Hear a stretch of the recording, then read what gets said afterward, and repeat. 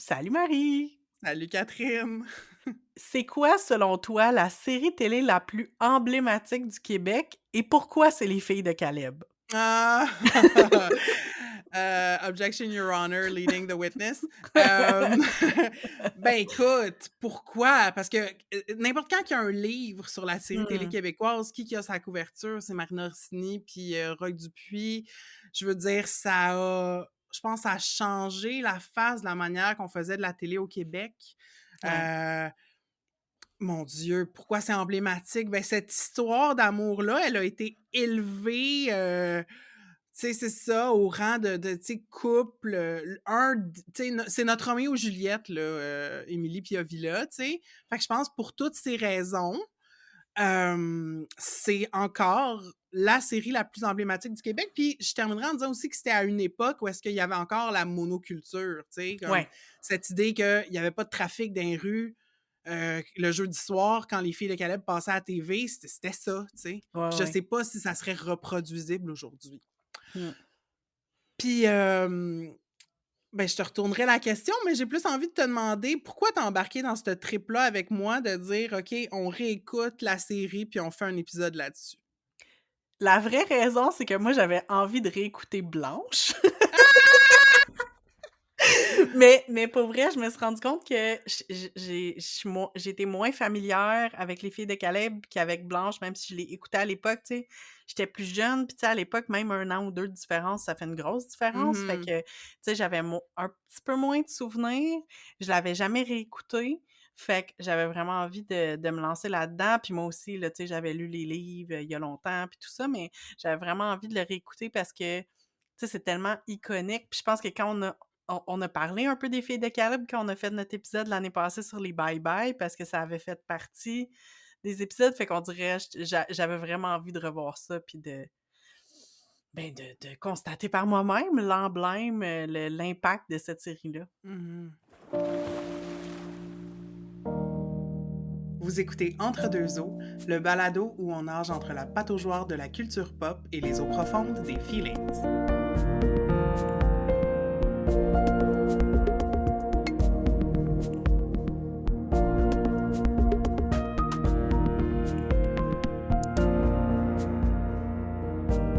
Alors, comme on l'a mentionné, aujourd'hui, on s'attaque à ce bijou de la télé québécoise, ce monument qu'est Les Filles de Caleb.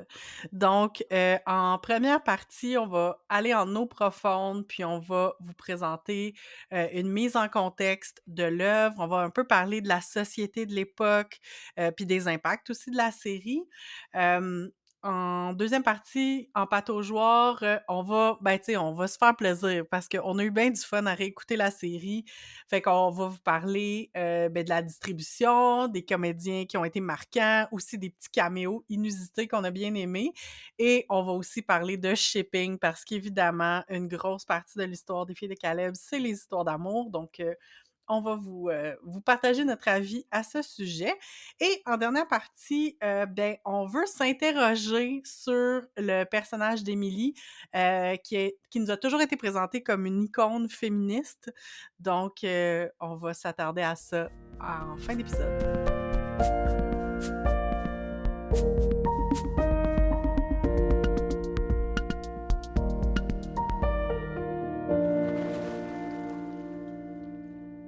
Les Filles de Caleb, quelle série, j'ai envie de dire, qui a fait jaser depuis le début, qui a soulevé les passions depuis le début. Puis, Marie, je sais que tu as fait un peu de recherche, tu as un peu lu sur le contexte de diffusion. Veux-tu, qu'est-ce que tu as trouvé là-dessus? Ben, j'ai fait un petit peu de recherche sur le contexte, oui, de diffusion, mais aussi le contexte de l'époque, là, de Ouais. 1900.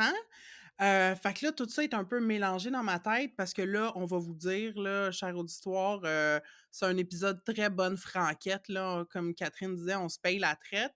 Fait que je vais pas vous faire un exposé, là, sur, les filles de Caleb pis sa réception à l'époque, mais moi, je pense, de ce que j'ai retenu un petit peu des entrevues, c'est, ben, justement, on met l'accent sur l'amour d'Émilie et Mmh. Ovila, à quel point c'est donc ben grand, puis, tu sais, mon Dieu, on prête presque des qualités magiques à ce couple-là. On parle des fesses de Roy Dupuis, slash de la graine de Roy Dupuis. On parle aussi d'Émilie comme une figure, féministe pour le bon et le moins bon, dans le sens où, tu sais, elle est comme un peu élevée au rang de une femme indépendante Mmh. qui fait sa propre vie. Tu sais, oui, une femme qui a occupé un métier, hem parce qu'Émilie, elle est institutrice, hein, Émilie Bordelot. Peut-être qu'on pourrait faire, pour les gens, Ouais. peut-être qui n'ont pas vu la série, peut-être un petit résumé. Mais c'est ça, fait que l'indépendance d'Émilie était beaucoup mise de l'avant. Puis je pense, l'inverse de ça, c'est que je pense qu'il y a beaucoup de monde qui ont regardé la série puis ont dit Émilie, c'est une crise de bitch, tu sais, surtout pour Mmh. la deuxième partie de la série. Ouais. Mais peut-être résumons, faisons Ben l'effort de oui. résumer l'intrigue des Filles de Caleb rapidement. Si tu veux-tu te lancer, Catherine, puis je compléterai? Ben oui, allons-y. Ben, dans le fond, c'est une série qui se passe, en Mauricie, dans un milieu vraiment rural au Québec, vers la fin des années 1800. Puis on suit, l'histoire, dans le fond, d'Émilie Bordelot, qui naît dans une famille de cultivateurs, est comme une des plus vieilles. Es-tu la plus vieille ou une des plus C'est la vieilles? plus Je pense que vieille. c'est la plus vieille de genre une dizaine d'enfants. Fait que, tu sais, on voit vraiment beaucoup là, la vie familiale, puis elle décide qu'elle veut devenir maîtresse d'école. C'est bien important pour elle, l'éducation. Donc, elle devient institutrice dans une école de rang à Saint-Tite, qui est, je pourrais pas dire c'est quoi la distance entre les deux villes, mais mettons qu'en calèche à chevaux, ça a l'air long. Une couple d'heures en calèche. C'est ça. Fait qu'elle va s'installer là-bas, toutes les années pour enseigner dans une école de rang, donc vraiment une école où il y a une vingtaine d'élèves de 5 à 16 ans. Hem Mhm. et c'est là-bas qu'elle va rencontrer, la famille Pronovo et le Pronovo, qui va y tomber dans l'œil, c'est-à-dire, Ovila, joué par Roy Dupuis. Émilie, Bordelot est jouée par, Marina Orsini. Et ben, c'est ça. Fait que là, c'est comme le début d'une histoire d'amour. Il va se passer plein d'affaires, on va y revenir, mais on voit vraiment beaucoup là, la misère, en fait, là, de la Abs vie à cette époque-là, puis c'est ça, tous les tourments qui peuvent, mhm. tu sais, on va parler beaucoup de la famille, tu sais, il y a comme on compte plus le nombre de naissances, le nombre de morts, heu puis c'est ça, puis on suit dans le fond la famille sur, tu sais de quand ils je pense que la série commence, Émilie, elle doit avoir comme 12, 13 ans, puis on se rend Mhm. jusqu'à à la fin de la série, elle a 38 ans et 10 enfants. Ouais. Puis moi, plus vieille qu'Émilie maintenant, à 39 ans, je regarde sa vie puis ses 10 enfants, puis je suis comme: «Eh mon Dieu! Moi, si j'étais née à la même époque qu'elle, Dieu me préserve d'avoir eu le même destin parce que, eh là là, c'est terrible, c'est terrible. Ça donne vraiment pas le goût. Non. Mais pourtant, cette série-là a fait rêver. C'est ça que je Ouais, disais un petit peu là, avant, c'est que c'est cette fameuse histoire d'amour-là, amour entre guillemets, très orageuse, passionnelle, pleine de désir entre Émilie et Ovila. Ça a vraiment réveillé quelque chose dans le peuple québécois. Puis ça a, tu sais, on parlait des bye-bye. Dans le fond, la série a été diffusée de l'hiver 90, je pense de novembre, décembre 90 au printemps 91.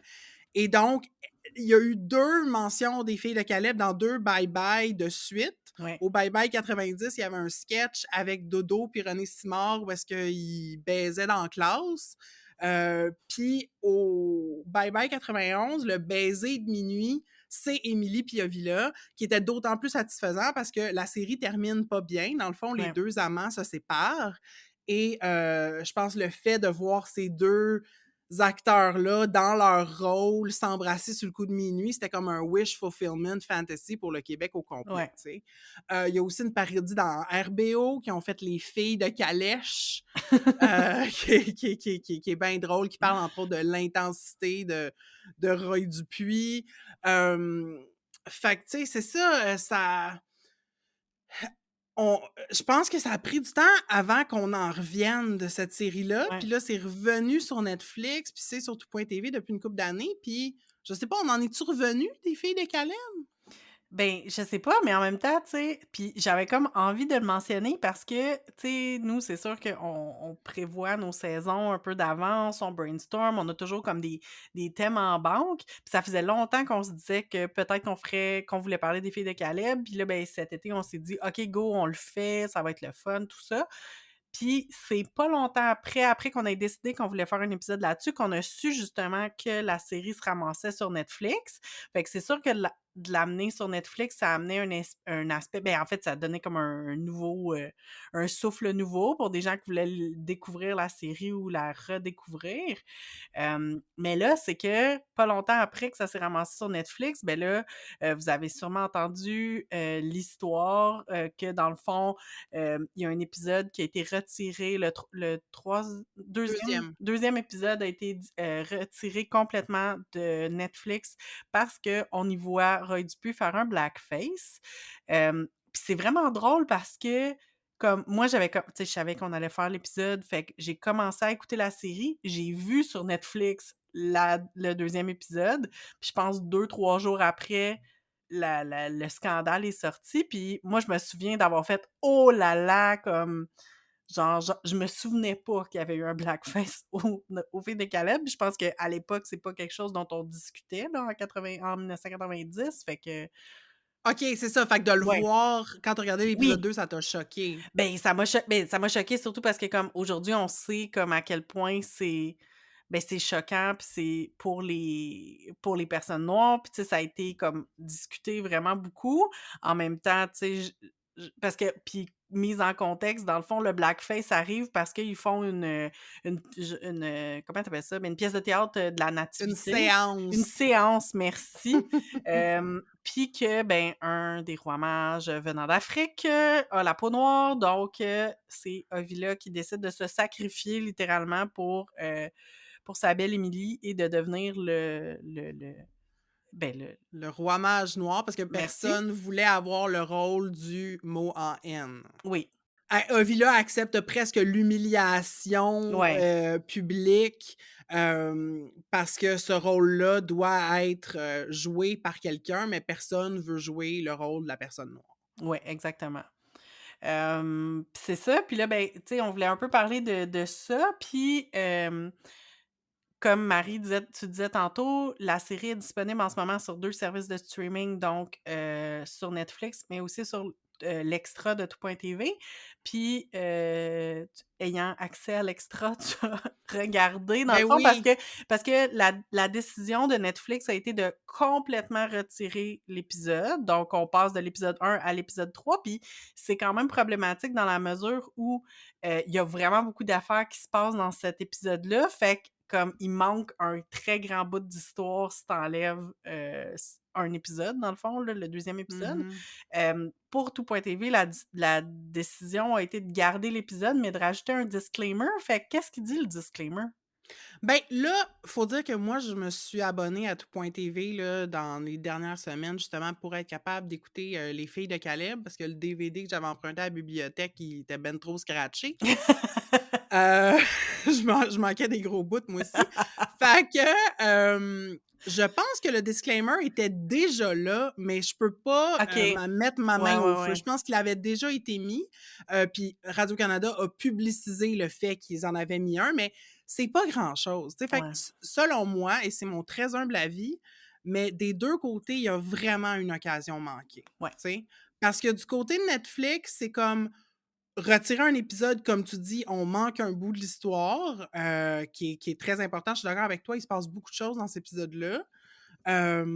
Alors que, tu sais, peut-être que si vous vouliez vraiment enlever le blackface comme tel, peut-être juste retirer la scène au lieu de retirer Ouais. l'épisode au complet. Mais en même temps, c'est de faire à semblant que ça existe pas. Tu sais, fait Oui. qu'on on parle pas du passé problématique du blackface à la télé québécoise. Puis de l'autre côté, tout.tv, c'est presque rien. Mmh. Je vais vous lire le disclaimer, là, ce que ça dit. Ça dit: «Avertissement, ce programme est proposé tel qu'il a été originalement créé et peut contenir des représentations sociales et culturelles différentes d'aujourd'hui». Hey, c'est vague en C'est très vague. Simonac, puis il y a aucune reconnaissance de «OK, ouais, c'était wrong». Tu sais, comme, il y a 2 ans, là, quand, le monde s'est réveillé à propos du racisme, je suis pas sûre que tout le monde est réveillé, mais en tout cas, quand Ouais. plusieurs compagnies, notamment des diffuseurs, se sont aperçus du racisme, encore une fois, là, je Ouais. m'excuse pour ma formulation, mais c'est un peu ça. Il y a des diffuseurs de films anciens comme, je sais, par exemple, TMC, non, TCM, excuse-moi, Turner Movie Classics, qui passe des vieux films, et qui notamment avait dans sa bibliothèque Gone with the Wind, Mmh. Autant n'emporte le vent. Et ce qu'ils ont choisi de faire, c'est d'enregistrer carrément une introduction au film OK. avec des historiens noirs pour mettre en contexte, parce qu'il n'y a pas de blackface dans ce film-là, mais il y a des représentations de l'esclavage qui sont très romantisées, tu sais, romancées, où tu sais, les esclaves sont contents d'être esclaves, là. Mmh. C'est dans un contexte de guerre de sécession. Puis je me dis, c'est ça, je pense, qu'il faut faire. C'est pas de faire à semblant que les choses problématiques dans la culture ne se sont pas passées, mais c'est de mettre en contexte puis Ouais.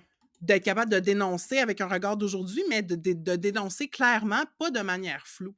Parce que Ouais. l'avertissement que je vous ai lu, il est aussi repris devant d'autres épisodes qui traitent de d'autres enjeux comme, entre autres, je pense le deuil parental, puis un des enfants aussi d'Emily Piovilla a un handicap mental, puis c'est le même disclaimer est remis. Fait que c'est comme tout Ouais. est pareil, tout est la même chose. Il y a des affaires qui sont. Il y a des tournures de phrases aussi qui sont bien bizarres. Tu sais, comme quand les Mmh. femmes accouchaient, on disait les sauvages sont arrivés. Va chercher le médecin, les sauvages sont arrivés. On Ouais, c'est remet ça. rien de ça en question. C'est comme. On est très. J'ai l'impression que personne n'a compris, ni du côté de Netflix, ni de Tout.tv, sur comment recadrer cette Ouais. représentation-là?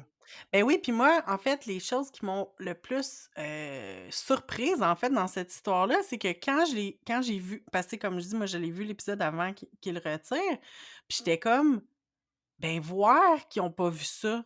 Comme ça veut dire qu'il y a Mmh. personne à Netflix comme tu sais, j'étais là: «Ouais, mais ils ont juste pris une série puis ils l'ont uploadée sur leur système sans la regarder. Il y a personne qui a regardé ça puis qui a agi avant. Fait que ça m'a surpris. Puis on peut dire que, tu sais, Netflix se fout peut-être là, de la culture québécoise, mais en même temps, comme, tu sais, ne serait-ce que comme, faut que tu le mettes, faut que tu ajoutes des sous-titres, faut que tu fasses, tu sais, comme, il y a comme, je veux dire, quelqu'un a vu la série chez Netflix avant que ça se ramasse dans les salons du monde, tu sais. Fait que ça, je l'ai pas compris. Puis comme tu me l'as mentionné, Marie, quand on parlait quand on préparait l'épisode, c'est que on revoit le blackface 2 3 épisodes plus loin Mmh. parce que puis là, en plus, c'est comme historiquement inaccurate parce que dans le fond, c'est comme si Emily elle a une photo de Villa quand il a fait la pièce alors qu'il y avait clairement pas personne en mesure de prendre des photos ce soir-là. Mmh. Hem, Fait qu'on revoit la face de Villa en blackface dans un autre épisode, mais on tu sais, ça dure 2 secondes. On Tu sais, puis je dis pas qu'il aurait fallu tu sais, ben, en fait, on je pense qu'on est d'accord qu'il aurait peut-être pas fallu enlever l'épisode, mais tu sais, comme on l'adresse pas sur Netflix, ça, là. Non, mais c'est ça, c'est lazy, Ben là, oui, c'est c'est comme ça. puis c'est ça, il aurait rien fait s'il y avait pas eu des C'est réactions publiques. exactement. Fait que c'est tellement juste un move de PR Ouais. versus un move de, on est responsable en tant que Mmh. diffuseur du contenu qu'on met, tu sais. Mais oui. Puis, évidemment qu'en tant que 2 personnes blanches, on veut pas non plus comme je pense que notre avis sur le blackface est quand même a ses limites, mais on voulait vous mettre, un lien vers la chronique dans le Devoir de Émilie Nicolas, qui a écrit là-dessus, puis elle arrive un peu à la même conclusion que toi, Marie, c'est-à-dire que finalement le disclaimer de Tout.tv est très faible et très pauvre et Mmh. qu'elle, elle propose parce que dans le fond, entre retirer l'épisode puis faire un disclaimer poche, hem, elle amène une troisième avenue possible qui serait un peu l'approche que Disney+ prend. Mmh. J'ai vu sur Disney+ qu'ils ont mis un disclaimer super long en avant du film Aladdin puis de d'autres films aussi. Puis moi, personnellement, je sais que ça a fait comme impact que des fois, quand je pars un vieux film pour ma fille, puis que je vois le disclaimer, je suis comme: «Ah oui, c'est vrai!» Comme mettons, je donne l'exemple de Peter Pan. Ah ouais, c'est vrai, je veux-tu vraiment que ma fille voie ça là sans que je la mette en contexte? Mmh. Peut-être pas à matin, on va écouter autre chose, puis on reparlera de ça plus Mmh. tard. Fait que, tu sais, ça me permet de gager aussi, là. Mais bref, vous irez lire il est super complet, là, la chronique d'Émilie Nicolas, ça vaut vraiment la peine. Mmh. Fait que c'était ça pour, faire le tour du contexte à la fois de l'époque puis d'aujourd'hui. De l'époque, on s'entend là, en 90-91, mais si on parle de l'époque où la série se situe, Ouais. c'est-à-dire le tournant entre le 19e et le 20e siècle, selon moi, c'est une période qui est marquante pour l'imaginaire québécois. Je pense que c'est une autre Ouais. raison pour laquelle la série a autant pogné, c'est parce que c'est quand on pense au Québec d'antan, c'est à Mmh. ça qu'on fait Ouais, référence. C'est pas la Nouvelle-France, c'est pas le Québec des années 30-50, c'est vraiment cette période-là. ouais. Je te dirais peut-être en 1850 puis 1920 là, Mmh. puis encore. Fait que tu sais l'époque où, c'est ça, la religion était très ancrée, les personnes, il y avait beaucoup de gens qui étaient agriculteurs, les femmes étaient à la maison, famille catholique, de trolley d'enfants, des Canadiens français, tu sais. C'est c'est de ça c'est à ça qu'on fait référence. Mmh. Puis ça avait pas l'air le fun. Moi, avec mes Non. yeux là, de 2022, je regarde ça, first, tout est brun. Ouais. Tout comme les maisons sont brunes, les meubles sont bruns, les champs sont bruns, les vêtements sont bruns, les gens sont bruns, Oui. comme, genre, tu sais, pas juste parce qu'ils sont bronzés, là, c'est comme ils ont le teint Ouais, ouais. blême, grisâtre, brun, tu sais? Ils sont soit gris ou tu sais, c'est ça, ils sont soit Ouais! blêmes ou bronzés, il y a pas d'entre-deux. Tout dans les tons de sépia, tu sais? Puis je suis comme, Ah, c'est vrai. c'est ça le passé romantique du Québec, Ouais. auquel la CAQ, veut retourner presque, tu sais? C'est comme, je me demande pourquoi cette époque-là a such a hold sur l'imaginaire québécois.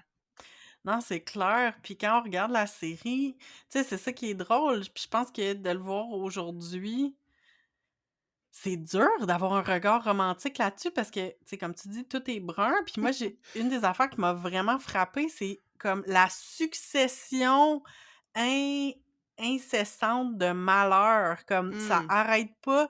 Tu sais, je pense on n'a pas fait de statistiques, là, mais tu sais, le nombre de décès par épisode, là, est vraiment élevé. Puis très souvent, comme, tu sais, des fois, souvent, mettons, puis on va en reparler tantôt, là, mais tu sais, les personnages ont des grosses réactions as they should, là, tu sais, comme aux morts d'enfants, aux accouchements tragiques, à la Mmh. maladie. Tu sais, je pense juste à la petite Charlotte qui est comme condamnée pour une maladie de rein, que tu comme: «Aujourd'hui, je suis sûre que ça serait réglé en 2 secondes», là, comme, Mmh. tu sais, mais en tout cas, mais ça va super vite, puis on passe très, très vite. La réalisation nous aussi de la série nous amène à voir que des épisodes comme ça, il y en a beaucoup. Puis c'est pour ça qu'à un moment donné, moi, la scène qui m'a le plus marquée, c'est l'épisode où, Émilie perd un de ses enfants, un bébé qui a en bas de 6 mois, c'est comme sa troisième, je pense, Mmh. Louisa. Puis cette scène-là de la mort de Louisa dure quelque chose comme une demi-heure, tu sais? Mmh. Alors que comme au moins un demi-épisode, alors que tout le reste est passé bien, bien, bien, bien vite. Puis moi, ça m'a, écoute, tu sais, moi, c'est sûr que je bingeais la série pour me rendre à aujourd'hui, mais j'étais pour en écouter un autre après, puis j'ai dit: «Non, sais-tu, j'ai besoin de me reposer». Après celle-là, Mmh. ça m'a vraiment écorchée. Puis tu sais, on s'entend que le thème est pas joyeux, là, un bébé qui meurt, très jeune, là. Mais moi, j'étais rendue que je riais tellement c'était Oui, mélodramatique. oui, non, c'est Comme, il y sûr. a une scène à un Ouais, moment ouais. donné, là, c'est Ovila puis Émilie qui sont en grosse chicane de couple, là, puis comme c'est les couteaux volent bas, là, tu sais?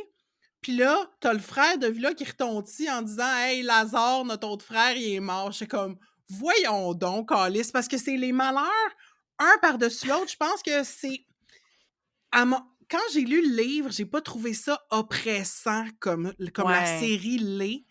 J'ai Mmh. l'impression que pour, hit sur les beats dramatiques, Ouais, heu, des fois, ça fait en sorte que dans le même épisode, il y a comme 5 affaires terribles qui se passent, tu sais? Puis ouais. c'est comme, ils ont jamais de break. Comme déjà, on reviendra sur Mmh. la relation d'Émilie puis Ovila, déjà que c'était pas fort en commençant, en termes de fondation solide pour une relation épanouissante. Ouais. Là, après ça, tu rajoutes toutes ces mardes-là par-dessus comme il y avait aucune chance, tu sais, c'est déjà bon que Ah. ça ait duré 20 ans leur affaire. Ah! C'est clair. Puis parlant comme, tu sais, de trucs oppressants, il y a comme évidemment, tu l'as nommé, la présence de la religion catholique, des curés, puis c'est assez spécial quand même. Puis c'est toi qui m'as fait remarquer, Marie, à quel point comme c'est pas clair le regard du réalisateur sur la religion. On n'est pas capable de comprendre si on aime la religion ou on l'aime pas. Ouais, moi j'ai pas puis là, Jean Baudin, si je ne m'abuse, est décédé, mais j'aimerais ça savoir c'était quoi son point de vue sur la religion parce que, à mon sens, il y a des choses contradictoires. C'est peut-être voulu que ce soit contradictoire, mais c'était peut-être inconscient aussi.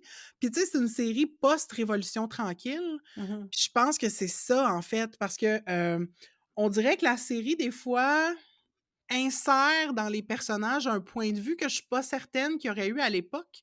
Comme à un Mmh. moment donné, Émilie écrit une lettre à sa bonne amie qui est devenue religieuse. Puis, elle parle justement des malheurs qui s'abattent sur sa famille, puis elle dit, «Mais en tout cas, tu demanderas à ton Dieu tu sais, qui pense à notre famille ou si ton Dieu existe, qui nous envoie des forces ou du bonheur» ou je sais pas trop Mmh. quoi. Je ne sais pas si Émilie, en 1908, aurait utilisé ce langage-là, tu sais. Ouais, c'est dur à dire, hein? Je le sais pas, tu sais, puis mais en même temps, tu sais, justement, on parlait là de la séance, de la nativité, qui est Mmh. qui est une scène où est-ce qu'on parle de religion, mais qui est un moment d'émancipation pour Émilie. À un moment donné, Oui. il y a une scène, elle enseigne le catéchisme, puis c'est mis en relation avec son amour naissant avec Ovila. Il y a des scènes de baptême, de mariage. Le curé de la paroisse de Saint-Tite est pas, heu, dépeint comme quelqu'un de particulièrement contrôlant. Hem, mais en même temps, des fois, là, tu as des scènes avec des crucifix en Ouais. clair-obscur, là, puis c'est comme: «Oh mon Dieu!» Puis même chose pour Berthe, justement, Oui, cette oui, oui, oui. figure-là, qui est la meilleure amie d'enfance d'Émilie, qui décide de rentrer en religion, qui fait ce choix-là, de par ses mots, on comprend que c'est un choix presque féministe qu'elle fait. Ouais. Puis plus tard, on la revoit, puis là, c'est comme, là, elle est derrière un voile, puis genre, c'est bien austère, puis c'est tu sais? Elle est comme chez les carmélites, puis elle dit qu'elle a fait comme dans le fond, Émilie puis Ovila la visite, comme sans avertir. Puis là, une autre sœur vient nous dire que, ben, là, elle est en période de pénitence, puis elle peut pas leur parler. Elle a choisi de pas parler. Puis c'est quasiment présenté comme, tu sais, Berthe a pas l'air bien, là, tu sais, fait que tu comme: «Est-ce que c'est vrai qu'elle a choisi?» Tu sais, moi, j'avais quasiment l'impression que c'était une secte, là. Ben, tu sais, on peut arguer Mmh. qu'une religion, c'est une secte, là, mais tu sais, comme qu'elle était contrôlée, qu'elle était dans qu'elle était comme emprisonnée là-dedans, mais tu sais, c'est quand même trash, là. Moi, ça m'a fait de la peine, cette scène-là, parce que Mmh. Berthe est quand même cool au début, puis là, tu sais, Mmh. OK, oui, elle décide d'aller chez les carmélites pour aller vers l'adoration parce qu'elle veut pas être institutrice, elle veut pas être, infirmière. Puis elle ça l'intéresse pas de se marier non plus Oui, nécessairement. exactement, c'est ça. Fait que, tu sais, les choix étaient limités à l'époque pour les femmes, mais quand même, là, c'était assez trash, là. Ouais, mais c'est ça, mais c'est de voir le contraste que, oui, il y a une tension entre elle et Émilie quand Berthe dit, «Hey, moi, finalement, je vais rentrer chez sœur». Émilie, elle comprend pas ce choix-là, puis tu vois que ça crée de l'incompréhension, je pense, de part et d'autre. Mais, je pense pas qu'on est supposé puis là, c'est peut-être mon point de vue à moi, mais je pense pas on est supposé de prendre Berthe en pitié à ce moment-là. Tu sais, on voit que c'est dur pour Ouais, Émilie, mais ouais, je pense que la série nous amène à développer quand même de l'empathie pour Berthe. Puis là, après ça, tu as ouais, ces scènes-là plus tard, que c'est comme une rupture de ton, tu sais? ouais, vraiment. C'est en tout cas, c'est ça. Ça m'a vraiment Ouais, laissé comme un gros question mark, la représentation de la religion dans cette série-là.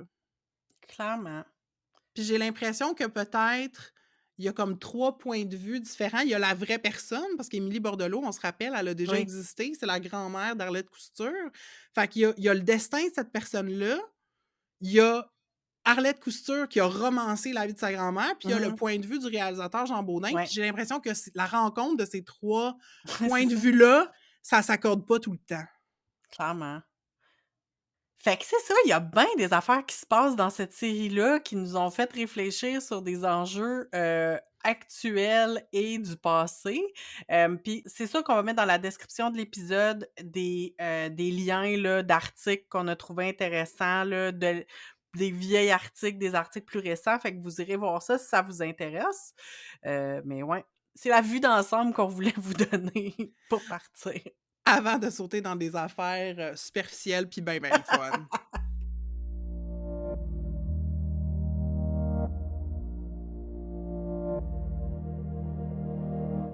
Et là, c'est la partie le fun parce que évidemment, il y a de la nostalgie, il y a du fun. On a eu l'air de pas aimer ça, les filles de Caleb en première partie, mais on a eu vraiment du fun. Puis je pense que un des plaisirs que j'ai, moi, personnellement, à écouter des vieilles séries, c'est comme de revoir qui joue quoi, parce que des fois, on va se rendre compte qu'il y a des acteurs là, qu'on se souvenait même pas.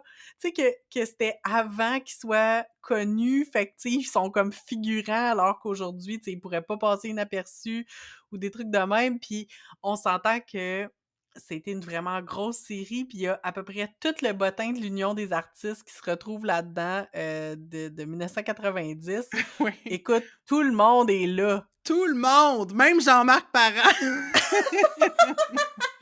C'était notre punch! Too bad, Jean-Marc so Parent qui sad. est un figurant.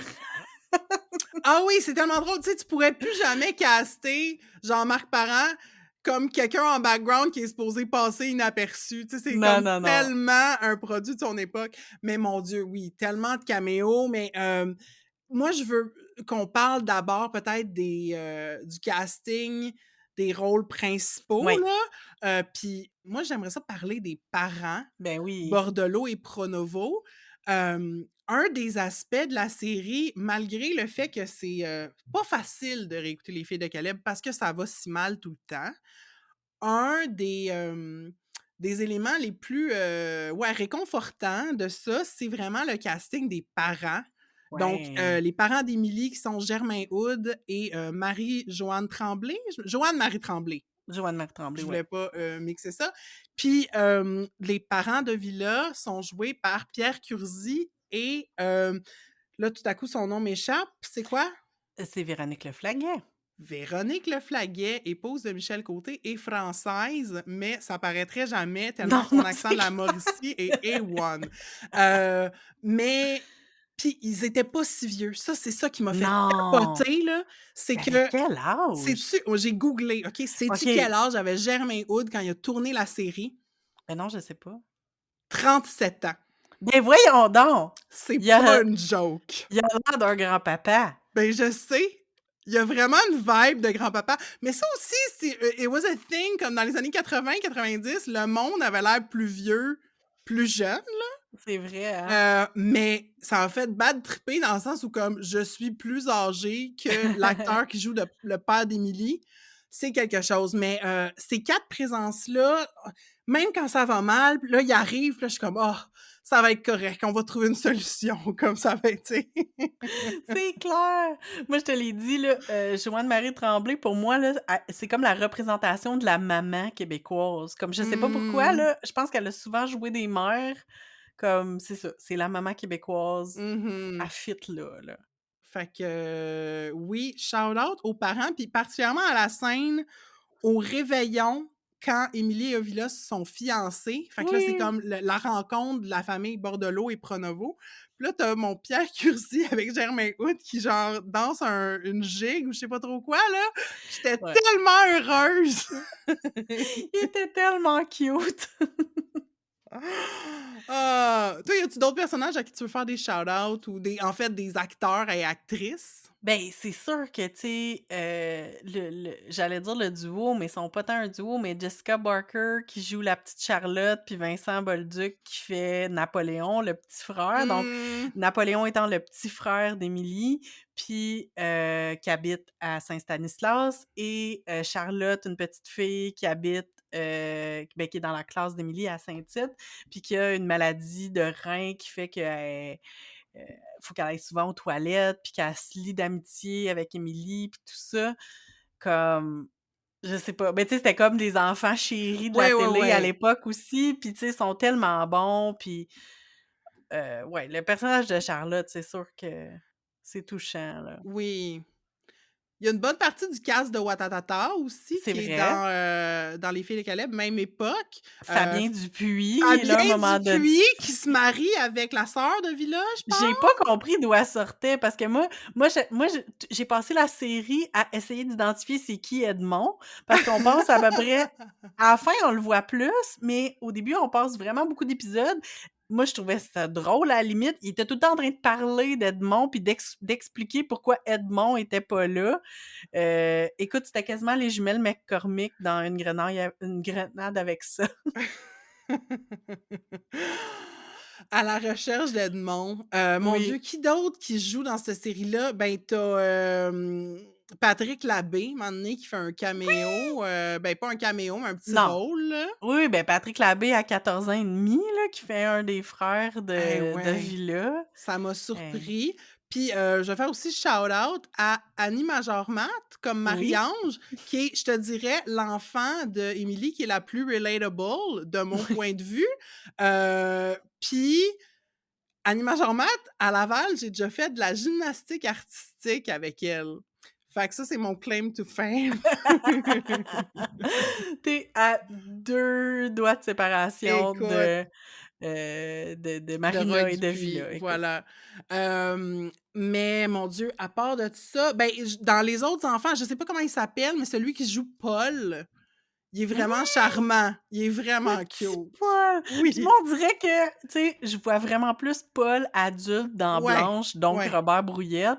Fait qu'on dirait que j'étais comme: «Oh, c'est un petit Robert Brouillette! Ouais, same. Il est tellement cute!» Oh mon Dieu, les enfants. Mais après ça aussi, les deux autres personnages que je pense qui nous ont marqués, c'est dans les amis d'Émilie. Donc on a mentionné Berthe, qui était interprétée par, Nathalie Mallette. Mhm, C'est quand même, c'est ça. Moi, je pense comme c'était une actrice que j'aimais beaucoup à l'époque, là, tu sais, comme qui était mhm. dans plein d'affaires, puis c'est ça. Ben, comme tu dis, c'était comme le personnage un peu féministe, tu sais, comme qui prenait qui choisissait la religion pour être féministe. Ben, pas pour être Ouais, même féministe, si mais comme elle ouais, pour se sauver du ouais. elle était très lucide sur le sort des femmes de l'époque, mettons. Absolument, oui. J'ai même, messagé Catherine à un moment donné pendant que j'écoutais la série, genre low-key Berthe relatable queen. Parce que c'est ça, elle est comme: «Ben, tu sais, j'ai pas nécessairement envie d'être ménagère, les options de carrière, quote unquote, pour moi, ça j'en ai pas. Fait que make sense, là, de rentrer en religion», comme je pense que j'aurais fait ce Oui, choix-là, moi, v'là ben, c'est 150 ça. ans, tu sais. Mmh. Il y a la fille qui joue Toinette aussi. J'ai googlé cette actrice-là, Toinette, qui est comme une enfant, jeune femme élevée au couvent. À un moment donné, le couvent brûle, puis là, Émilie la prend, l'héberge chez elle. Ouais. Puis, Toinette, elle fait bien des affaires, là, notamment à un moment donné, elle prend la robe d'Émilie, pour se pavaner sur la colline, puis, Émilie, elle n'en revient pas. Puis elle la déchire volontairement. Ouais! Mais cette actrice-là, tu vois ça, elle, on la voit plus vraiment. Je l'ai googlé un peu. Je pense qu'elle fait comme des méditations, je sais pas trop quoi, là. Ben, elle s'appelle Sophie Léger, puis moi, je vois qu'elle a l'air de faire beaucoup de doublage. Ah, OK, tu vois, Donc, ouais. voilà, Sophie Mais sa Léger. face, c'est vraiment, inoubliable, là. Elle a Ouais, vraiment ouais, un ouais. visage particulier, mais hem, puis fait que ça, tu sais, Émilie, elle a pas beaucoup d'amis, justement, dans la Non. série. Puis, je me posais la question, tu sais, est-ce que la série passe le test de Bechdel? Puis Mmh. pas vraiment. C'est Comme impressionnant, c'est hein? vraiment rare qu'il y a une scène où est-ce que 2 femmes parlent entre elles d'autre chose que d'un homme. Je pense que les seules fois que ça arrive, peut-être, c'est quand Émilie puis Charlotte ont des conversations Hein, sur c'est comme vrai. l'école, genre. Ouais. Le reste du temps, la vie, ben, c'est peut-être un peu à l'image de l'époque, mais la vie des femmes tournait autour des hommes. Tout le Mmh. temps, tout le temps, tout Ouais, le temps. vraiment. Ah! En tout cas, là, j'ai fait un petit aparté Ouais. là, sur ça, mais retournons à la distribution. Il y a je pense qu'il y a 2 dernières mentions qu'on voulait absolument, ne pas passer sous silence, Mmh. Catherine. Ben oui, ben là, ben le curé, de Mmh. Saint-Tite qui est moi je l'ai nommé le dude louche qui jouait dans Hibou Chou Genou. Heu, googlez ça, ça se trouve sur YouTube, vieille émission du canal Famille. C'est celui qui faisait les recettes à la fin. On se rappelle qu'il y avait 3 Exactement, segments, ouais. le bricolage, le mouvement et les recettes. Fait Puis que lui, il le était dans la partie chou, oui, j'imagine. c'est ça. Puis, il disait tout le temps, tu sais, que c'est ça, il coupait des bananes avec un petit couteau en plastique, puis là, dès qu'il fallait manipuler soit un couteau ou genre un toaster, il est comme là: «Faut que tu demandes à papa ou à maman de, tu sais, de faire l'affaire dangereuse pour toi». Ça m'a toujours vraiment marqué. Genre Fait que, ouais, j'ai bien oui, rigolé de voir sa face en curé. Puis l'autre caméo, ben caméo, l'autre ouais. rôle à mentionner. Ben, moi, j'avais complètement oublié que Stéphanie ben, c'est pas Stéphanie que Karine Pelletier avait joué là-dedans. Donc Stéphanie Couillard se retrouve à être la plus vieille des filles, d'Émilie, puis c'est elle qui a un retard, de développement, donc qui a un handicap mental, donc c'était très drôle.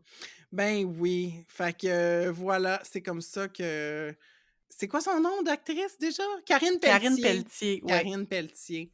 donc Heu, qui joue Rose Pronovo, mmh là-dedans. Puis là, ben, on n'a pas le choix de parler, des j'aime comment tu as intitulé le segment. On parle des 3 capitaines d'Émilie Bordelot, parce qu'on se rappelle là, la fameuse chanson «Blanche comme la neige». On c'est ça 3 que à un mo capitaines qui veulent oui, faire l'amour. oui, que Berthe chante à un moment donné dans la série. Mmh. Fait que les 3 prétendants principaux d'Émilie étant Ovila, Ovide, donc le frère d'Ovila et l'inspecteur Douville, l'inspecteur, scolaire.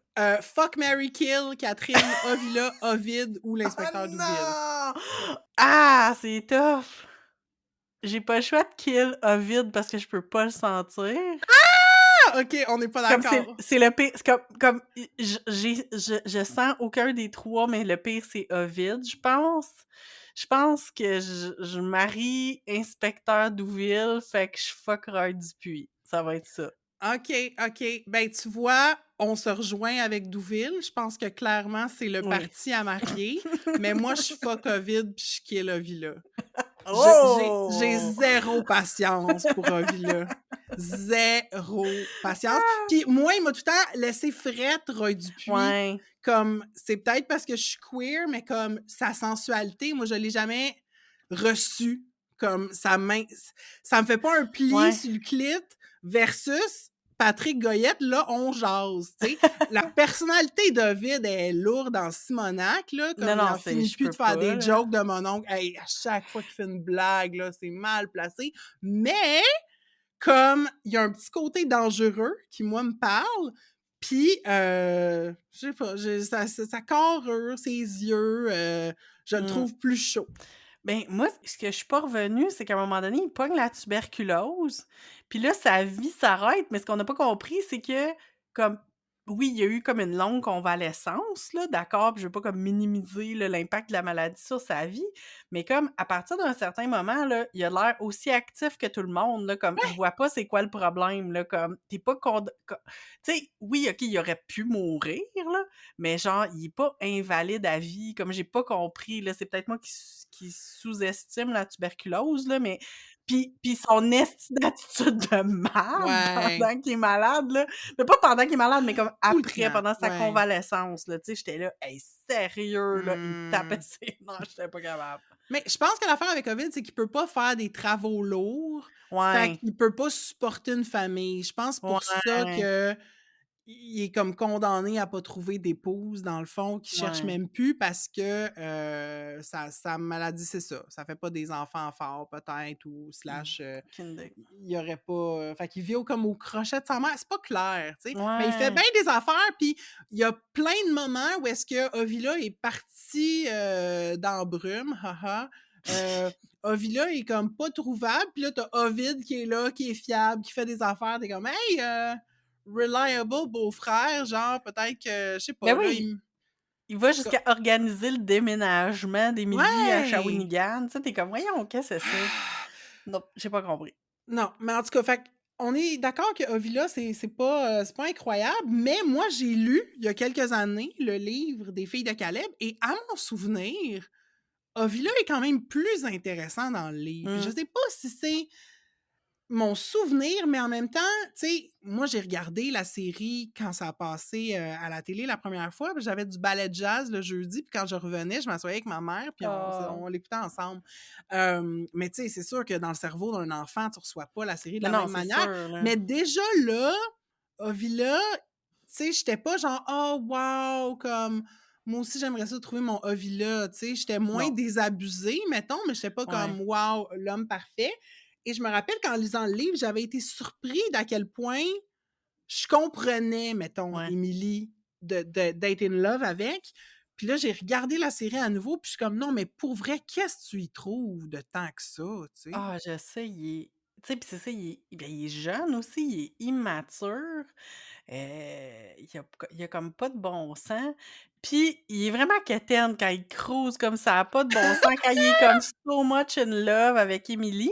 Puis il m'a donné la même énergie qu'un TikTok que j'ai vu d'un Québécois qui me fait vraiment trop rire. Je sais vraiment pas, Marie, si tu as déjà vu ce TikTok-là, mais je t'ai mis le lien. Ah! Puis, le lien, il commence avec un disclaimer qui dit: «Point of view, le gars du secondaire après que tu couché avec». Oh mon Dieu, je pense que je le sais. Attends, je vais cliquer dessus, je vais voir. Oh mon Dieu, oui! Arc! Ah! C'est ça, le gars qui te regarde dans les yeux quand tu te réveilles, genre, puis il est comme: «On va aller bruncher, c'est super le fun». C'est comme: Toi, tu dois «Oh aimer ça les non!» croissants. Euh, euh. Non, c'est ça, je pense que je sais pas, Émilie, ça a manqué de validation, là, mais comme, je pen Émilie, elle me semble, là, je fais de la psychologie à 2 scènes, là. Émilie me semble en amour avec l'image qu'Ovila projette Ouais, d'elle-même. Elle trouve donc ça nice qu'elle trouve si chaude, tu sais? ouais. Mais en même temps, c'est pas pareil qu'avec l'inspecteur Douville, parce que là, il faut parler de l'inspecteur Douville absolument, Mmh. mais à quel parce que, tu sais, lui aussi, il est comme cul par-dessus tête pour elle, il capote, il est complètement gaga. Puis moi, un des éléments que j'ai noté, c'est, tu sais, il envoie des lettres passionnées, là, dans la période où ils sont fiancés. Puis Émilie est tellement bored quand elle lit ses lettres, elle est Mmh. tellement comme elle s'en crisse vraiment. Tu sais, fait qu'elle a quand même tu sais, je pense que c'est ça la différence, c'est qu'elle a une attirance physique pour Ovila, Ouais. tandis qu'elle l'a pas pour l'inspecteur Douville qui est comme, tu sais, présenté comme un espèce de petit canard, tu sais, le vilain petit Ouais! canard, là, tu sais, il y a comme ben, tu sais, il y a quelque chose à ses yeux qui fait qu'il y a comme comme il y a des lunettes, mais il y a comme un de ses verres qui est comme vraiment, vraiment épais, qui grossit son œil, Mmh. fait que c'est sûr qu'il est pas joli, là. Mais tu as tellement raison de dire ça que les attentions puis l'intensité de l'amour qu'a Ovila pour Émilie, c'est dépeint comme quelque chose de positif Ouais, ou en tout cas, c'est quelque chose à quoi elle répond positivement ouais, versus Douville qui offre des cadeaux, qui écrit des lettres, qui passe du temps avec. C'est comme too much, tu sais? ouais. À un moment donné, carrément, elle dit comme: «C'est trop, tu sais, arrête, ça va trop vite». Ah Mais ouais. c'est ça va trop vite avec lui, tu Oui, c'est sais? ça. Parce que ça y tente pas at the end of the day. Ça, c'est peut-être Ouais. l'affaire la plus féministe, mettons, de la série, c'est que, oui, Douville, c'est un bon parti. Tu sais, parce que cette idée-là qu'un un homme peut être comme good on paper, mais Ouais, si ça te tente exactement. pas, ça te tente pas, puis Oui. that's it, puis il y a pas d'autres tu sais, il y a pas d'autres raisons que ça me tente pas, puis ça, c'est valide, pour faire écho à notre dernier épisode. Ben, selon moi, c'est un propos intéressant sur le consentement, mettons, de manière large. Ben oui, c'est ça. Puis tu sais, comme, Douville, c'est quelqu'un d'éduqué, c'est quelqu'un qui parle très bien, tu sais, qui a comme, tu sais, l'espèce de Canadien français, mais qui comme garde la France en admiration, tu sais. Fait que pour Mmh. lui, il est pas en fait, lui, il est pas un Canadien français, il dit qu'il est un Français qui habite au Canada, tu sais, mais Mmh. qui je veux dire, c'est clairement un Canadien français. Ce qui fait que un moment donné, il souligne des manières qu'Émilie a de parler «moins bien» entre guillemets. Fait qu'Émilie se met à perler avec lui, puis Ah je trouve ouais. que c'est comme un des indicateurs que, tu sais, elle peut pas être elle-même avec lui, ça peut Ouais. pas marcher. Puis c'est drôle parce que il va la visiter à un moment donné après que lui s'est marié avec quelqu'un d'autre, puis que Émilie a déjà trois quatre enfants, puis là, il passe la voir. Là est parti dans le Mmh. bois, puis je trouvais que c'est comme une des rares conversations vraies qu'Émilie, elle Mmh. a dans la Mmh. série. Puis à ce moment-là, j'ai fait: «Ben, Christy, je pense qu'elle aurait été mieux avec». Je pense Ouais. que oui, il y avait comme cette période d'adaptation où ce qu'elle veut l'impressionner, elle veut lui plaire, puis elle comprend pas, mais tu sais, je pense qu'il aurait accepté qu'elle parle pas comme lui, tu sais? Oui, puis c'est ça, sûrement que lui aussi il aurait mis de l'eau dans son vin parce qu'à un moment Oui, donné, c'est ça, il développe à un moment donné l'habitude de la corriger là quand, ouais. Oui, oui, non, ça c'est puis gossant. il met ça sur le dos de son amour de la langue française. Tu comme: «Hey Henri, calme tes nerfs là», comme ça serait vraiment Ouais, lourd d'être avec quelqu'un comme ça. Mais je pense que ultimement leur but était davantage compatible, oui, leur style de vie, les choses qui les animent, tu sais, ouais. leur passion pour l'écriture, pour l'enseignement. Je pense que ça aurait été sans doute un mariage moins passionné, mais certes plus fonctionnel, tu Ben sais? oui, c'est clair parce que là, on veut arriver à notre point, final pour cette, partie-là, c'est que le couple d'Émilie et de Villa, qui est tant idéalisé, qui a tellement été présenté comme un amour, passionné puis tout ça, hem, quand on le regarde avec les yeux d'aujourd'hui, c'est juste un amour toxique, là. Je veux dire, il y a rien de positif là-dedans, là. Comme du début à la fin, ils sont même pas encore fiancés que ça va déjà pas bien, là. Ça va bien pendant 4 secondes. 6 mois, genre, au début, quand c'est comme un amour interdit, puis Ouais, que, Ovila a pas vécu de grand drame dans sa vie encore. Parce ouais, qu'Ovila, il est pas capable de gérer ses émotions. ouais, Il y zéro. en a, il y a tu sais, c'est pas Oui, un oui, homme, je pense que ce qui attire peut-être, Émilie dans Villa, c'est pas un homme, stoïque, tu sais. ouais. Il est démonstratif de son amour, mais de toutes ses émotions, mais ça a le côté inverse que ça sort, puis ça sort tout croche, tu sais. Il a jamais Ouais, trouvé de ouais. moyen de manager ça. Zéro, ça a aucun bon sens. Moi, c'est la crise qui fait quand, à un moment donné, dans le fond, la mère de Villa accouche, c'est un accouchement super difficile, le bébé est mort-né, puis Villa a comme assisté à ben, comme de l'autre bord de la porte à l'accouchement, ça l'a bien gros traumatisé, il est bien troublé. Puis là, il va voir Émilie, puis là, Émilie est comme: «Ouais, mais là, c'est parce que la cloche, elle sonne, puis il y a comme 25 élèves qui Il va voir m'attendent». Émilie à sa job. Oui, ben, c'est ça. Pour aller brailler. Puis là, Émilie, elle prend du temps, là, tu sais, elle reste avec lui, mais là, à un moment donné, elle est comme: «Là, je peux plus, il y a des enfants qui m'attendent, faut que je suis l'adulte qui doit aller m'occuper des Ouais! enfants à l'école». Puis là, lui, il pète une coche en genre: «Tu peux pas t'occuper de moi, puis là, c'est là que j'ai de la peine». Tu comme: «Eh oui, mais là, regarde, comme genre» puis tu sais, elle lui dit clairement comme: «Je vais revenir te voir dès que l'école finit», là, tu sais, genre quasiment: «Je vais finir l'école plus tôt, mais là, faut que j'aille m'occuper des enfants». Puis hey, ça puis c'est à l'image de toutes les autres réactions. Fait que là, il part à crier, puis il s'en va dans le bois. C'est ça le Ah! Que c'est difficile, tu sais. Puis moi, une des affaires aussi que j'ai trouvé un peu biz, en réécoutant la série, c'est que Ovila, il a jamais décroché du fait que Émilie, ça a déjà été sa prof.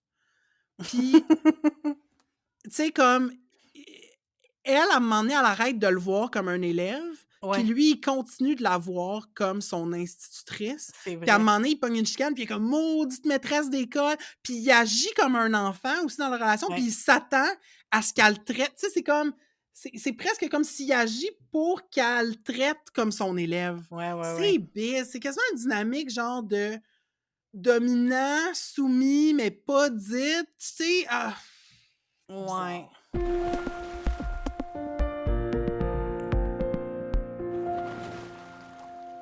Dernière partie. Et là, on veut assumer nos opinions, Catherine et moi, Ouais.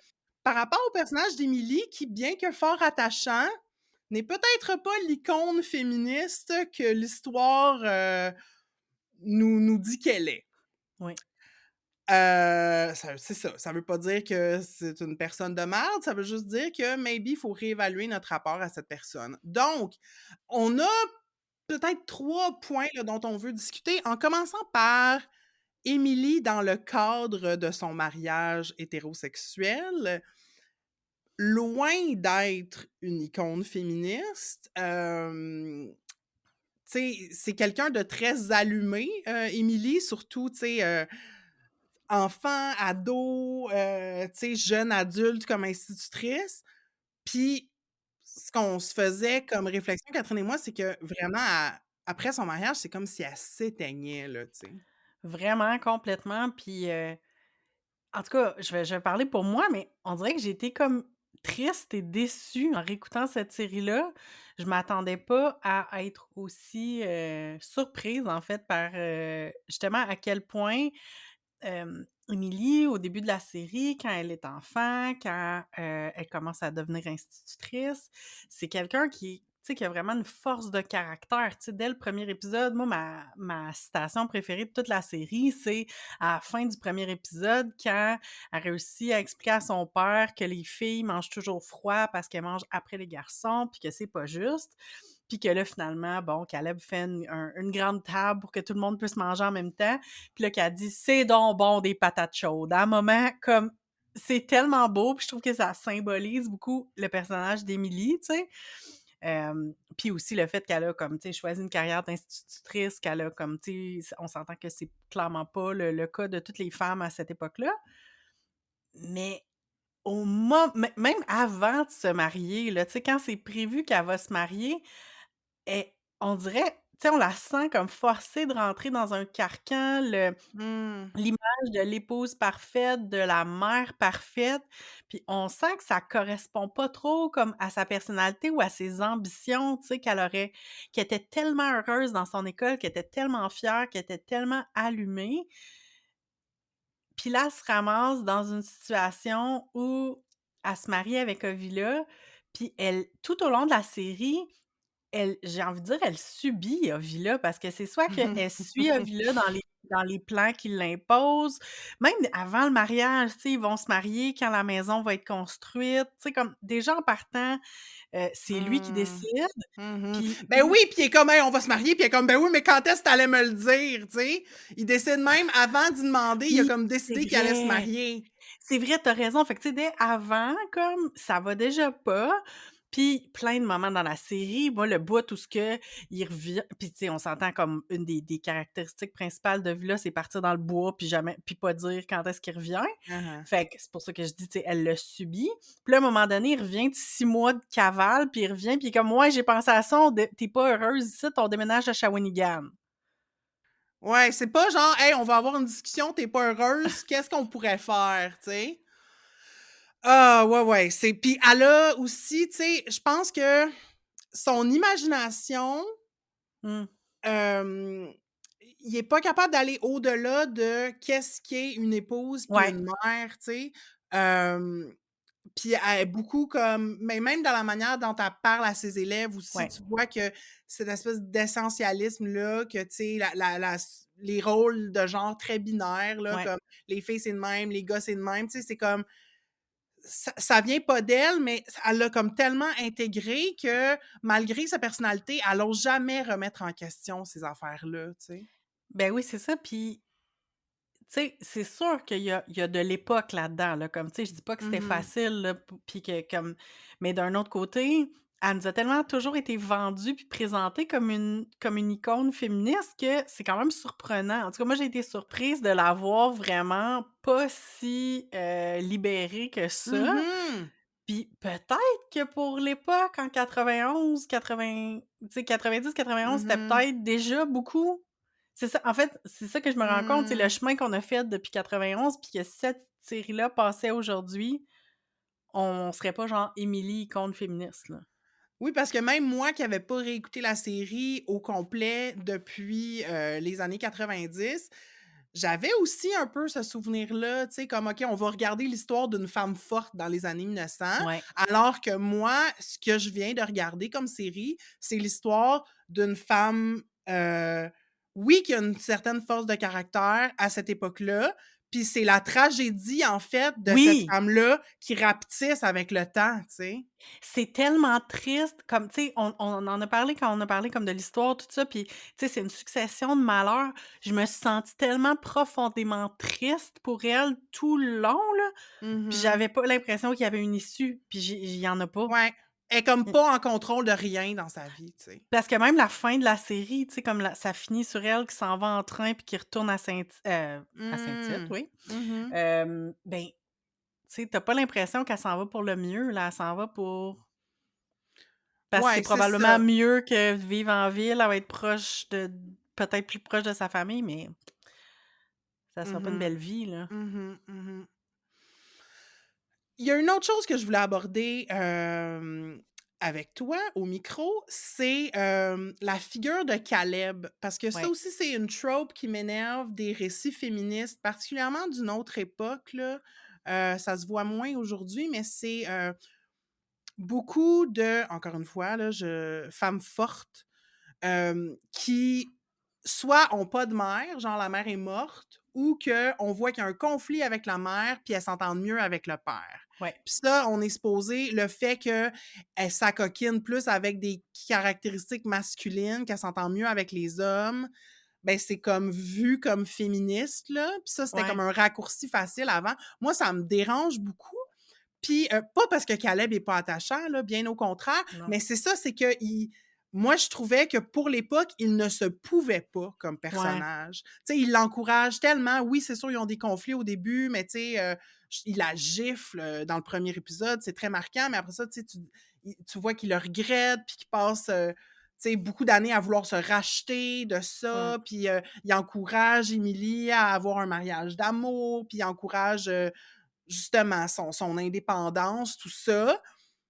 Puis ça me dérangeait tellement que j'étais allée faire des recherches. mmh. Et puis, j'ai trouvé, qu'en fait, Caleb Bordelot n'était pas d'accord parce que c'est un peu ça, là, c'est Oh! qu'Émilie est fiancée avec, l'inspecteur Douville, puis c'est Caleb qui dit: «Hey, je vois que tu l'aimes pas vraiment, ce Oui, gars-là, oui, puis moi le petit Ovila, là, qu'est-ce qui est arrivé avec lui?» Puis, bon, puis c'est un petit peu à cause de l'opinion de son père qu'Émilie, elle rompt ses fiançailles, c'est vrai. avec Douville puis qu'elle retourne vers Ovila.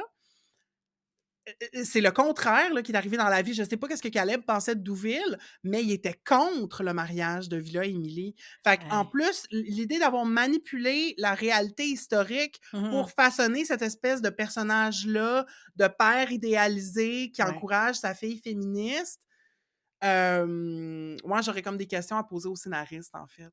Mmh. Non, mais c'est vrai que c'est étonnant parce que justement, je pense que c'est ça, il y a quelque chose qui marche pas là-dedans, puis c'est ça, puis on l'a vu dans la série, puis je pense que la relation d'Émilie avec ses parents, tu sais, justement, là, son absence de relation avec sa mère, tu sais, Mmh. que quand elle part à Saint-Tite, puis encore là, tu sais, je pense qu'il nous manque des clés pour comprendre comme, tu sais, tout le contexte de l'époque, là, tu sais, je suis clairement pas historienne, mais tu sais, le fait qu'elle coupe complètement les ponts, même dans les années où ça va mal. Tu sais, moi, j'ai toujours été surprise. À un moment donné, tu sais, elle va chez ses parents, puis ça fait genre, 8 ans qu'elle est pas allée, là. Genre. Elle leur présente 6 nouveaux enfants, tu sais. Mmh. Puis je suis comme: «Mais pourquoi elle est pas allée les voir? Pourquoi elle allait pas?» Tu sais, comme dans ma tête, c'était pas si loin que ça. C'était comme pas à côté, mais c'était pas, tu sais, quand avant d'être mariée, elle y allait tous les étés, tu sais, ça avait pas Mmh. l'air, tu sais, elle prenait pas le train, là, elle y allait en Non, non, calèche, 3 là. 3 heures de calèche, ça C'est ça ça. se fait, là. Je veux dire, ça peut s'organiser. En même temps, moi, mon hypothèse, c'est qu'elle restait à la maison pour attendre Ovila. Moi, c'est ça, Mhm, mais en même temps, mhm. ça a jamais été c'est moi qui remplis des trous, là, parce que c'est pas Ouais, ouais. présenté dans le scénario, là. Mais ce qu'on voit quand même, c'est Émilie qui se fond dans la famille de Ouais, Villa.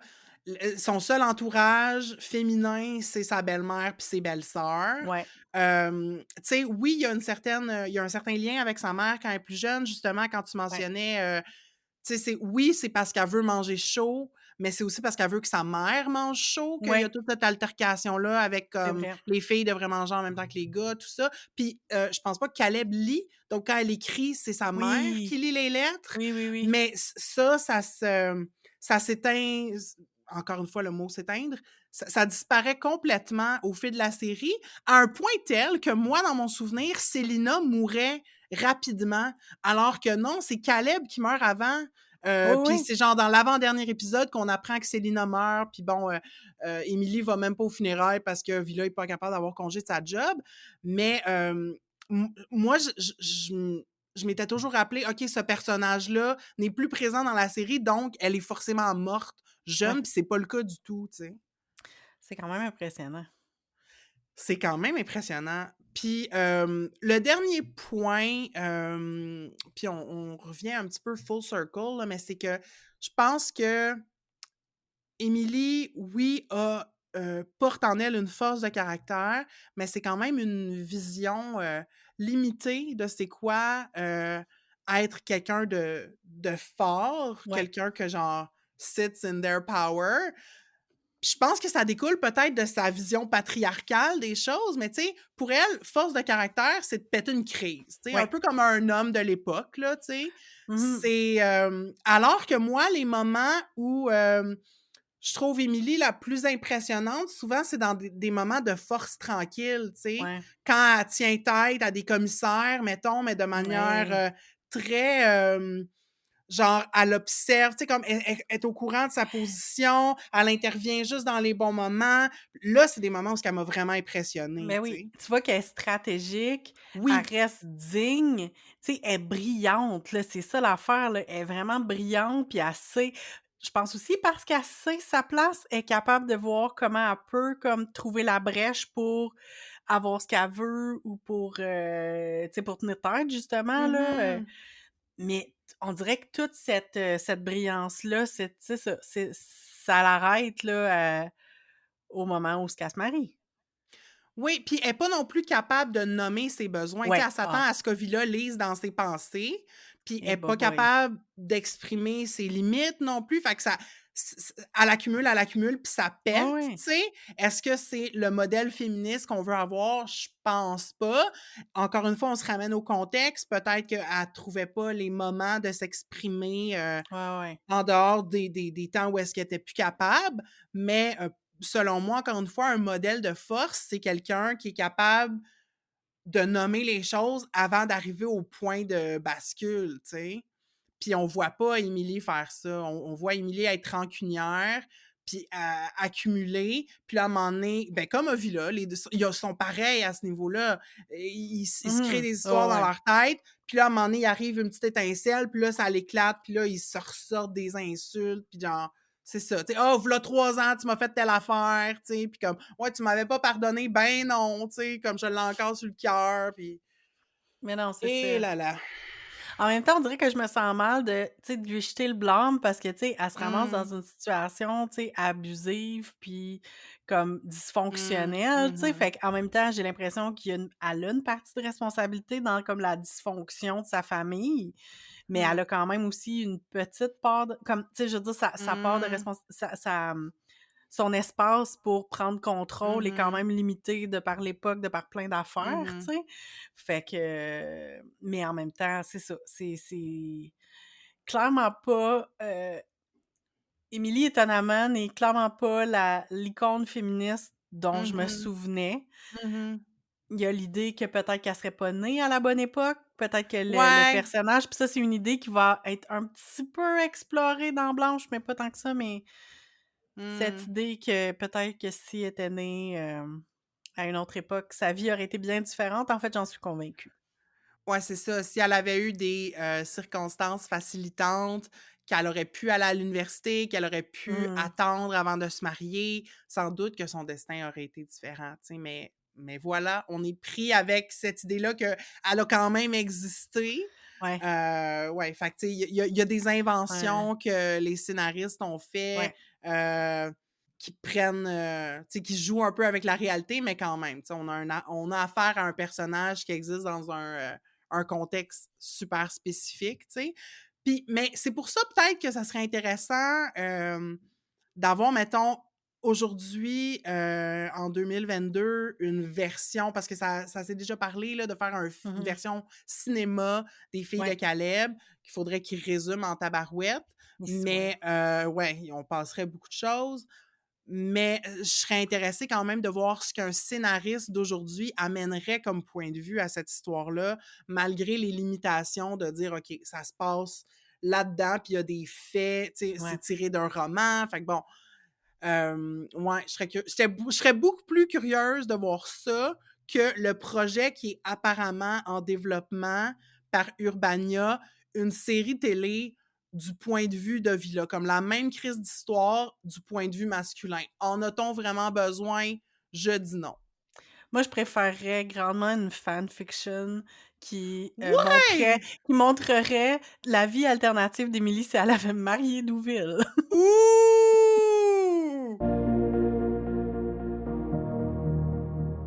Avec Entre deux eaux, on veut encourager les conversations. C'est pourquoi on vous invite à parler du podcast autour de vous. Le bouche à oreille, c'est vraiment le meilleur moyen de nous faire connaître. Vous pouvez également nous faire rayonner en nous mettant 5 étoiles dans Apple Podcasts, Spotify et Facebook. Et pour nous aider à couvrir nos frais de diffusion, vous pouvez joindre les rangs de nos flotteurs. En échange, vous recevrez des épisodes bonus exclusifs. Pour toutes les infos, rendez-vous sur entredeuxeaux.pinecast.co et cliquez sur l'onglet Nous soutenir. On arrive à la fin. Mon Dieu, c'était si peu de temps pour parler de manière condensée de cette série fleuve, monument de la télé de notre Québec. Mais si on pouvait résumer, Catherine, que retiens-tu de cette immersion dans les filles de Caleb, réimmersion après tant d'années? Eh bien, honnêtement, j'essayais de réfléchir, puis je pense que j'avais jamais vraiment réécouté Les filles de Caleb. Tu sais, je les ai peut-être réécoutées un petit peu avant, mais tu sais, je pense que ça faisait au moins 25 ans que j'avais pas vu la série. Puis honnêtement, c'était brun, c'était long, c'était c'était un peu pénible. J'ai Mmh. beaucoup de peine à dire ça, là, mais c'était très déprimant. Puis j'ai été comme, c'est ça, un peu surprise là, de la tournure des événements. On dirait que je m'attendais à quelque chose je veux pas dire de mieux, puis je veux pas dire que c'est pas une bonne série, mais c'est comme i je m'attendais pas que ça soit aussi long, aussi difficile. Je pensais qu'il y aurait plus Mmh. des variations dans le ton, mais non, on tombe dans le noir, puis c'est la grande noirceur, cette émission-là, Ouais, mon du Dieu. brun au noir au gris, des Ah! belles teintes Le mieux qu'on a, c'est chaudes. du bleu marine. Sa robe de mariage. Ouais. Puis toi, qu'est-ce que tu en Ouais, as pensé de cette expérience de réécouter Les filles de Caleb? ça ressemble à toi, ben honnêtement.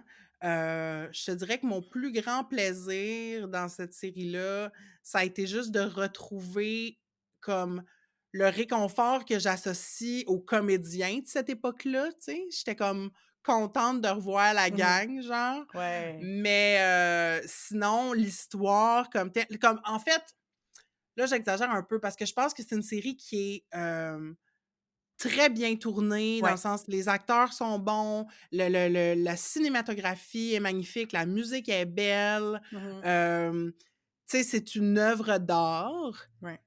et c'est ça, c'est un long cauchemar dont on ne s'éveille qu'après 20 heures, tu sais. Oui, c'était long, Mhm. Mhm. Mhm. malheureusement. Oh là là. Mais écoutez, c'est je veux dire, on veut pas non plus être si négatif que ça. Moi, Mhm. j'ai été bien passionnée de la réécouter quand même, puis, j'en ai parlé à plein d'amis, puis ça m'amène à vous poser la question à vous, cher auditoire. Est-ce que vous avez réécouté Les filles de Caleb depuis que c'est maintenant accessible, là, sur des plateformes de streaming? Puis si vous l'avez réécouté, est-ce que vous pensez toujours qu'Émilie Bordelot est une icône féministe? Mhm. On est vraiment curieuse de savoir ce que vous en pensez. Envoyez-nous vos réactions par DM. Vous pouvez nous trouver sur Facebook et sur Instagram avec le handle entredeuxeaux.balado. Et notre épopée, notre aventure, notre promenade dans l'œuvre littéraire d'Arlette Couture ne s'arrête pas là. Et là, ce sera beaucoup moins brun et beaucoup moins plate. On se plonge dans 2 semaines dans la, mon Dieu, joyeuse comparativement à son prédécesseur, série Blanche! Je Yay! pense que je dormirai pas pendant 2 semaines. Vous saurez tout sur le kick de Catherine sur Pascal Bussière. Sur ce, à bientôt! Bye!